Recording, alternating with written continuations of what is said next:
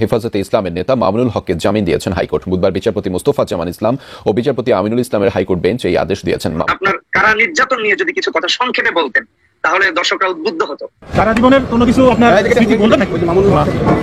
হেফাজত ইসলাম নেতা মামুনুল হক কি শেষ পর্যন্ত মুক্তি পাচ্ছেন?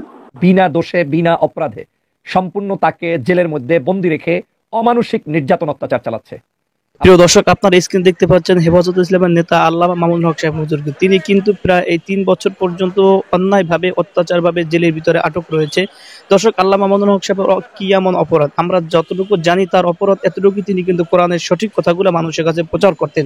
দর্শক, এইগুলা কিন্তু স্বৈরাচার সরকার তিনি কিন্তু আর মানতে পারে না, যার কারণে অবৈধভাবে অন্যায়ভাবে তাকে কিন্তু কারাবদ্ধ করে রেখেছে। আজকে আপনাদেরকে জানানোর চেষ্টা করবো আল্লামা মামুনুল হক সাহেব কোন দিন আমাদের মাঝে আবার ফিরে আসবে, তিনি কবে জামিন পাবে, এক কথায় পুরো ভিডিওর ভিতরে আপনাদের মাঝে আজকে জানিয়ে দেওয়ার চেষ্টা করব। এই জন্য দর্শক, কি কোথা থেকে দেখছেন, কি কোন দল সাপোর্ট করছে, অবশ্যই আপনারা ভিডিও শেষে কমেন্ট বক্সে জানিয়ে যাবেন। প্রিয় দর্শক, আরেকটি কথা না বললেই না, আপনি যদি চ্যানেলে নতুন হয়ে থাকেন অবশ্যই আমাদের চ্যানেলটি সাবস্ক্রাইব করে বেল বাটনটি বাজিয়ে রাখবেন, যাতে করে যে কোনো ধরনের নিউজ সবার আগে সর্বপ্রথম আপনি পেতে পারেন। যাই হোক দর্শক, কথা বিলম্ব না করে চলুন মূল ভিডিও শুরু করা যাক। নিজে 2 দিন আগে তারিখ, আবার আজকে তারিখ, দিতে পারে। রাষ্ট্রের তো সুবিধা, পুলিশ আসতে হয় কম, একদিন আসলে 3 তারিখে আমরা থাকি, প্রয়োজন সবগুলো হয়ে গেল একসাথে।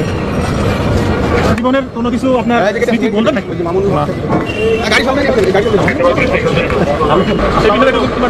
অনেক কষ্ট হয়।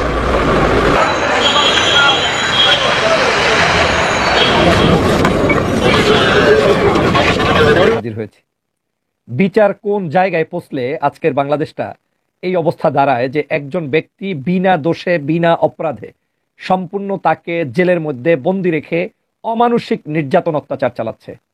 আপনারা যদি মামুনুল সাহেবের আজকের ভিডিওটা দেখে রাখেন, সাংবাদিকরা প্রশ্ন করছে আপনার কোনো অভিযোগ আছে? নাই। আপনি কিছু বলতে চান? না। আপনার অবস্থান কি? কিচ্ছু সে বলছে না।